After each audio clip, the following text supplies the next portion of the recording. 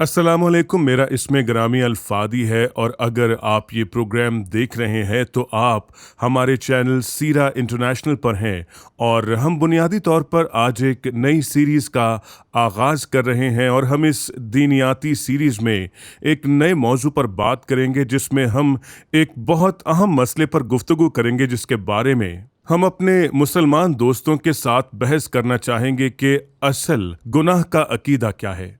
कई बार हमारे मुसलमान दोस्त इस बात पर कायल होते हैं कि इस्लाम की तालीमात के मुताबिक इंसान बेगुनाह पैदा होता है और इस्लाम में एक नज़रिया है जो इससे मुतल्लिक है और हम इस ख़ास नई सीरीज़ में आप पर इस नज़रिए को ज़ाहिर करेंगे और हमारी इस सीरीज़ का उन्वान कुछ यूँ होगा, देखें असल गुनाह की इस्लामी कैफियत या फिर इस्लामी असल गुनाह की उलझन भी आप इसे कह सकते हैं। मैं इसे इस तरह क्यों कहता हूँ, पहली वजह ये एक इस्लामी उलझन है, ये किताब मुक़द्दस की उलझन नहीं है। किताब मुक़द्दस बिल्कुल वाज़ेह है कि हम सब ने गुनाह किया है और खुदा ताला के जलाल से महरूम है। किताब मुक़द्दस में सब का मतलब है कि हर एक बशर, और इसीलिए हमारे लिए ये बात इंतहाई अहम है कि हम अपने मुसलमान दोस्तों को किताब मुक़द्दस यानी खुदा ताला के कलाम की तरफ मतवज्जो करवाएं और ये बात ज़हन नशीन कर लें कि कुरान वो किताब है जिसकी तरफ हमारे मुसलमान दोस्त हमारे साथ इस्तदलाल करने या फिर हमें कायल करने या असल गुनाह के नज़रिए पर हमला करने के लिए रुजू करते हैं, क्योंकि उनके जहन में और उनकी समझ के मुताबिक कुरान ऐसी तालीम नहीं देता। आप इस खास वीडियो सीरीज में हैरान रह जाएंगे। मैं अपने मुसलमान दोस्तों और आपको भी ये मुतला करने जा रहा हूं जो ये देख रहे हैं कि कुरान असल गुनाह की तस्दीक करता है और ये बजाते खुद इस बात की गवाही है कि कुरान जो किताब मुक़द्दस के बाद आया उन हक़ाइक़ को बयान कर रहा है जिनकी किताब मुक़द्दस कुरान के ज़माने से 600 बरस पहले तस्दीक कर चुकी है, क्योंकि बनी नौ इंसान की पूरी तारीख में इंसानियत की फितरत यही है। ये ऐसी चीज़ नहीं है जो इंजील शरीफ में ईजाद की गई थी, क्योंकि हमारे मुसलमान दोस्त अफसोस के साथ इस तरह के इल्ज़ामात आयद करेंगे। मिसाल के तौर पर वो हज़रत पौलुस को मुर्दे इल्ज़ाम ठहराते हैं और कहते हैं कि हज़रत पौलुस वही हैं जिन्होंने जनाब मसीह के लिए हमारी ज़रूरत को दुरुस्त साबित करने के लिए ऐसा नज़रिया ईजाद किया, जबकि हकीकत में ऐसा नहीं है। और मैं इन वजूहात की निशानदही करूंगा जिनकी वजह से हमारे मुसलमान दोस्तों को तवज्जो देनी चाहिए, हत्ता कि उनकी अपनी किताब पर उन्हें तवज्जो देनी चाहिए।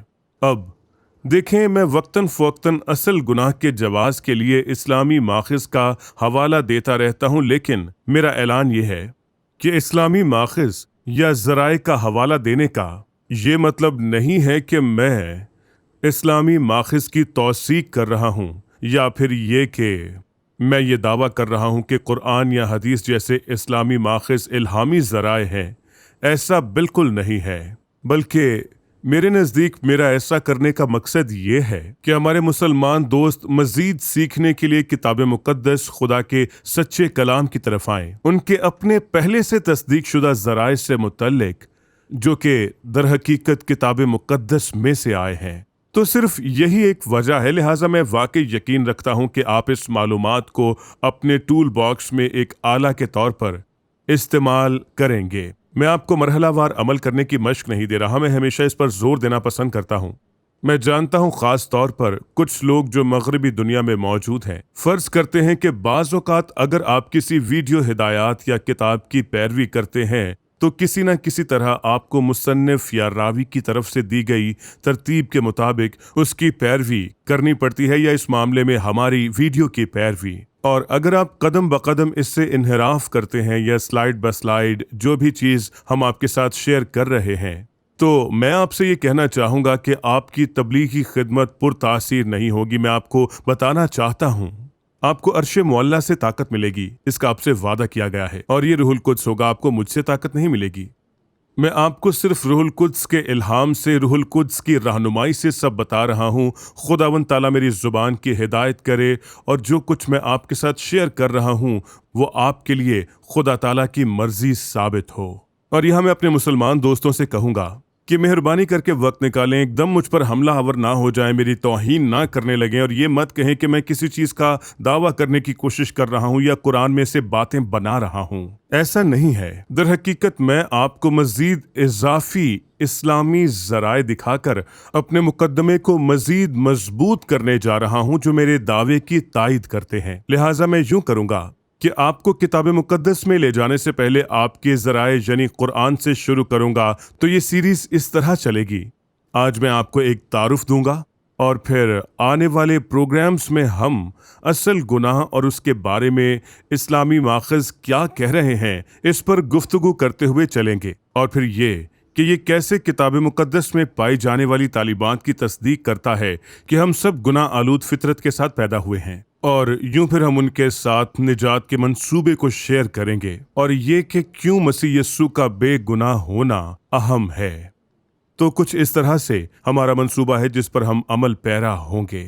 अब कुछ दूसरी बातें जिन पर मैं जोर देना चाहूँगा वो ये है कि कुरान ने दर हकीकत कभी भी किसी के लिए, गौर कीजिए, कुरान ने कभी भी किसी के लिए भी बेगुनाही या तकद्दुस का लफ्ज़ बयान नहीं किया, और ना ही पैगंबर इस्लाम समेत किसी भी बनी नौ इंसान के लिए मंसूब किया। लेकिन यकीन करें या ना करें, ये ख्याल के लोग बेगुनाह पैदा होते हैं कुरान में सिर्फ एक शख्स से मंसूब किया गया है, और वो हमारे खुदावंद जनाब यस्सु अल मसीह हैं। ये अहम है, और ऐसा इसलिए है क्योंकि कुरान दर हकीकत उस इल्म को दोहरा रहा है जो पैगंबर इस्लाम के ज़माने में मसीहियों की तरफ से मौजूद था, और इस हकीकत को कि जनाब मसीह एक बदन में वाहिद इंसान थे।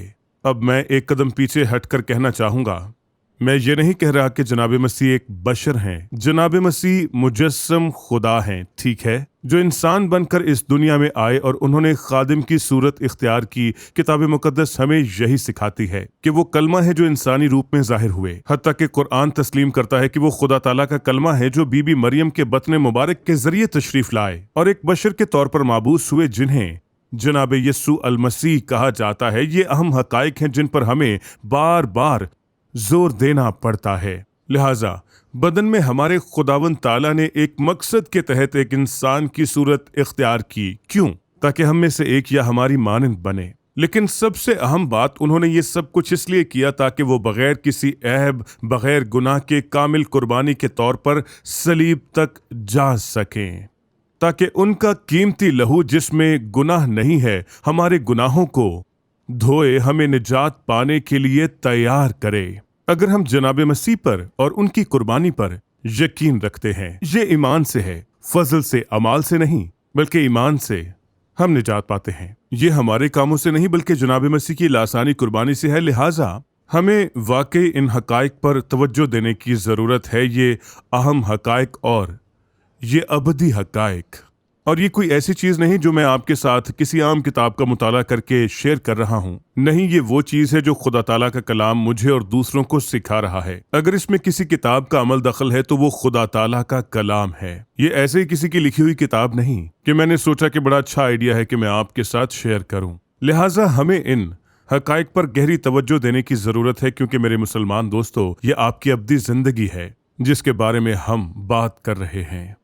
तो देखिए, बुनियादी तौर पर फितरा का अकीदा क्या है? यही वो नजरिया है जिसके लिए मुसलमान आपको कायल करेंगे और कहेंगे, सुनो, हम असल गुनाह पर यकीन नहीं रखते क्योंकि इस्लाम की तालीम के मुताबिक कुरान, हदीस और इस्लाम के बुनियादी माखिज़ बताते हैं कि इंसान फितरा नामी चीज़ के साथ पैदा होता है। ठीक है, फितरा, इसे वाकई असल मिजाज का नजरिया कहा जाता है।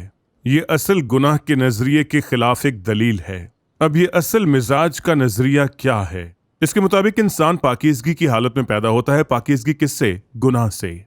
लिहाजा आप गुनाह से पाकीज़गी की हालत में पैदा होते हैं। आप इसे बेगुनाही कह सकते हैं, और फिर आप फौरन अपने खालिक यानी अल्लाह ताला की तरफ मतवज्जो हो जाते हैं, और इस्लाम की तरफ, यानी दीन जो सराते मुस्तकीम की तरफ ले जाएगा, वही चीज़ है जिसकी तरफ आपका रुझान होगा। ठीक है, تو یہ وہ تعلیم ہے جس کو اسلام فروغ دے رہا ہے۔ لہٰذا فطرہ ایک عربی لفظ ہے جس کا ترجمہ عام طور پر اصل مزاج کے طور پر کیا جاتا ہے، اور آپ اس لفظ کو انگریزی ذرائع میں بھی تلاش کر سکتے ہیں۔ لہٰذا غور کیجئے، یہ فطرت یا فطری آئین یا فرد کی فطرت ہے، ٹھیک ہے؟ اسے آپ معصومیت کی حالت بھی کہہ سکتے ہیں، اور اس کے نتیجے میں ایک مسلمان کہے گا جی میں بے گناہ پیدا ہوا ہوں، معصوم پیدا ہوا ہوں، میں پاکیزگی کی حالت میں پیدا ہوا ہوں، میں گناہگار پیدا نہیں ہوا، ٹھیک ہے؟ تو یہ ہے جو تعلیم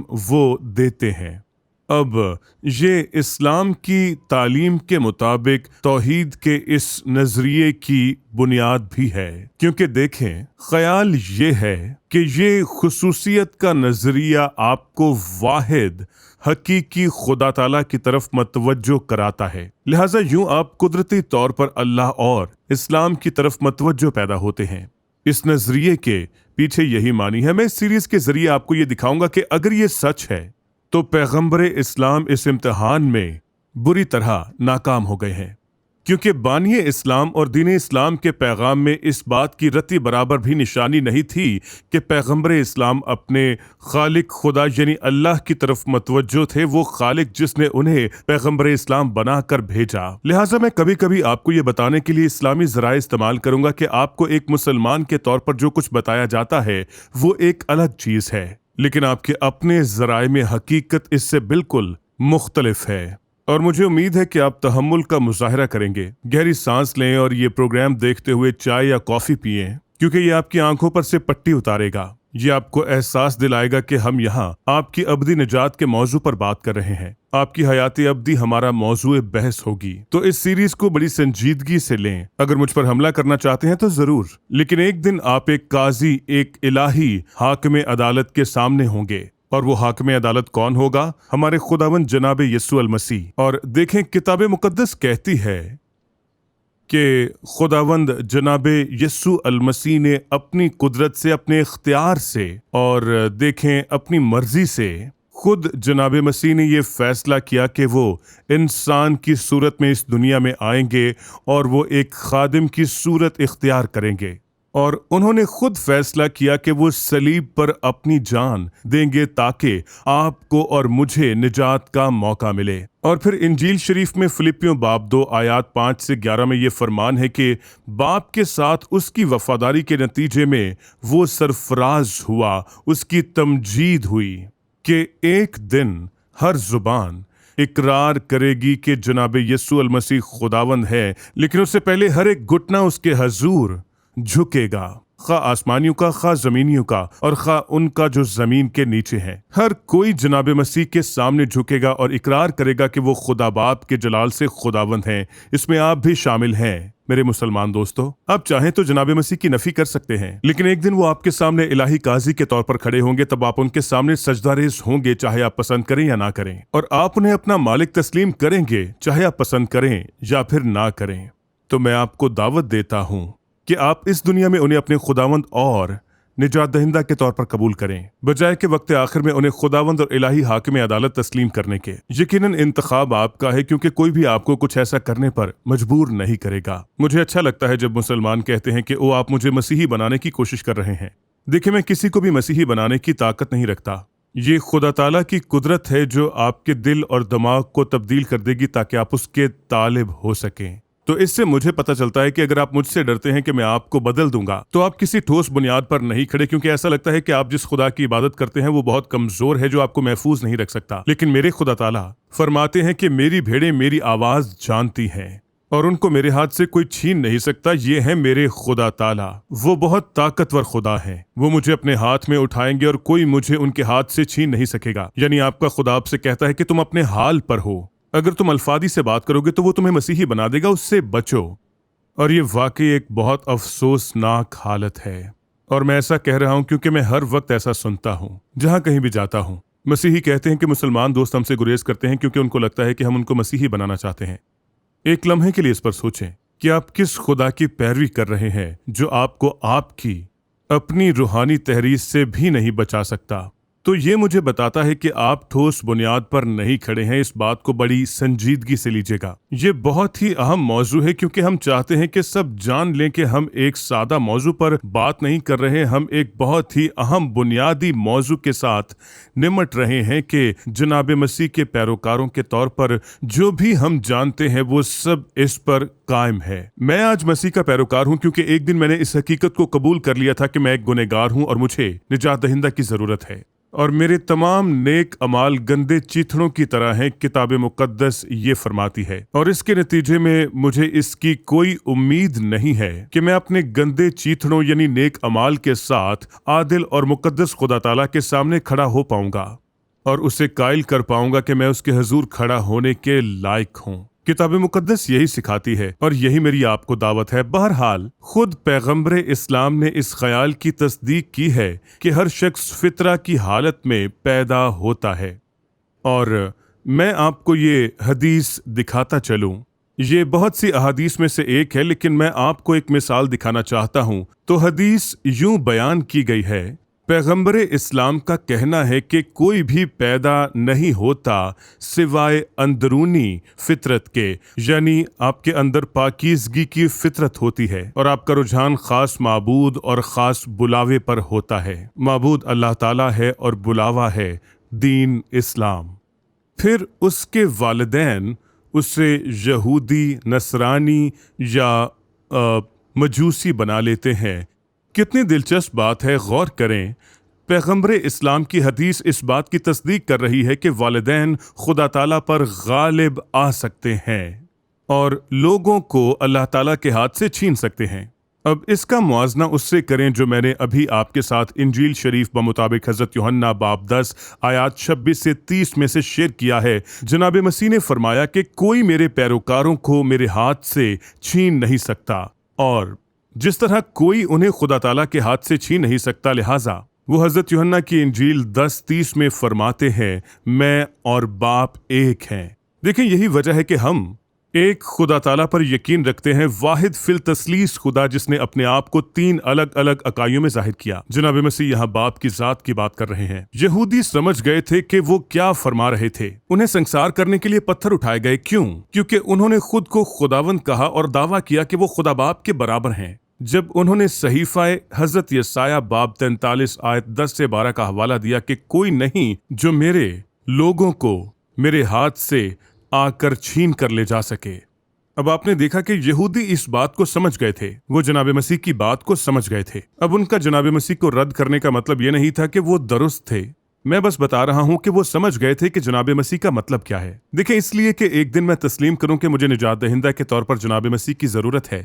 अब वो मुझे यकीन दिलाते हैं कि कोई भी मुझे उनके हाथ से छीन नहीं सकता। लिहाजा ये ख्याल कि किसी ने मसीहियत छोड़कर इस्लाम की पैरवी शुरू की, तो मैं आपको एक बुरी खबर देता चलूं, ये दरअसल एक मजाक है। क्योंकि जो शख्स मसीही होने का दावा करता है और फिर इस्लाम की पैरवी करता है, उसने जनाब मसीह को जाना ही नहीं। वो जनाब मसीह का असल पैरोकार भी नहीं था। देखिए, अपने आप को सिर्फ मसीही कहने का कोई मतलब ही नहीं है। दरअसल मैं किसी भी मसीही को चैलेंज करूंगा कि वो मुझे बताए कि क्या आप जनाब मसीह को खुदावंद और निजात दहिंदा के तौर पर नहीं जानते, और आप उनके साथ कोई रिश्ता नहीं रखते, और आप उनके आगे सजदा रेज नहीं हुए, और अपनी जिंदगी के किसी मोड़ पर उन्हें खुदावंद और निजात दहिंदा के तौर पर कबूल नहीं किया है। यूं आप मसीही खानदान से तो हो सकते हैं, लेकिन इसका कोई मतलब नहीं है, क्योंकि आप मसीहियत नामी मजहब के वारिस नहीं हो सकते। हमें निजात दहिंदा की जरूरत है, इसलिए मैंने दोबारा जन्म लेना कहा। किसी मौका पर जनाब मसीह के पैरोकार बनने से आपकी तजदीद होती है। दोबारा हदीस की तरफ वापस आ जाएं और देखें कि हदीस क्या कहती है। ये कह रही है कि उनके वालिदैन उन्हें यहूदी या ईसाई या मजूसी बनाते हैं। जिस तरह एक, यह मिसाल देखिए, जिस तरह एक गाय एक बछड़े को जन्म देती है जो बड़ा हो जाता है, क्या तुम उसे मस्खशुदा पाते हो? इसमें कोई कांट छांट नहीं है। मेरा मतलब है कि कितनी मज़हिका खेज मिसाल है। मेरा मतलब है, देखें, अगर ऐसा है तो किताब मुकद्दस में खुदा ताला क्यों ये तकाजा करते हैं कि जब लोगों को जानवर की कुर्बानी पेश करनी है तो उन्हें गुनाह से पाक होना चाहिए। मतलब ये कि बाज़ औक़ात वो गुनाह के साथ पैदा होते हैं, और ये वो लानत है जो गुनाह में गिरने के बाद आई, और इसी वजह से सब मलाउन हुए। और आप मुझे बता रहे हैं कि कोई गाय मस्खशुदा बछड़े को जन्म नहीं देती?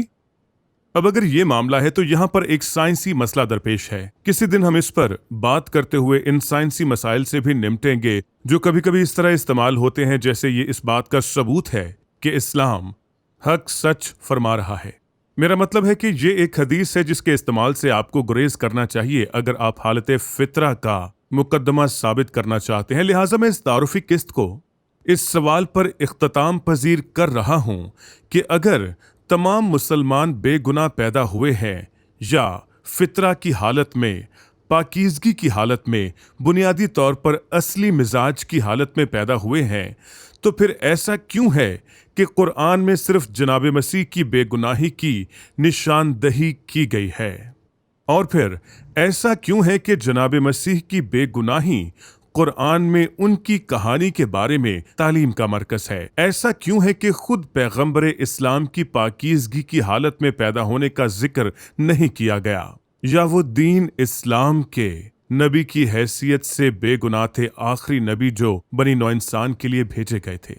उम्मीद है कि आप इस सीरीज से लुत्फानंदोज होंगे जिसका उन्वान है, गौर कीजिए, असल गुनाह की इस्लामी कैफियत या इस्लामी असल गुनाह की उलझन, या आप इसे जो भी कहना चाहें। ये बुनियादी तौर पर इस मखसूस सीरीज का मरकज़ है। उम्मीद है आप इससे लुत्फानंदोज होंगे। आपसे फिर मुलाकात होगी। खुदावंद आपका हामी नासिर हो।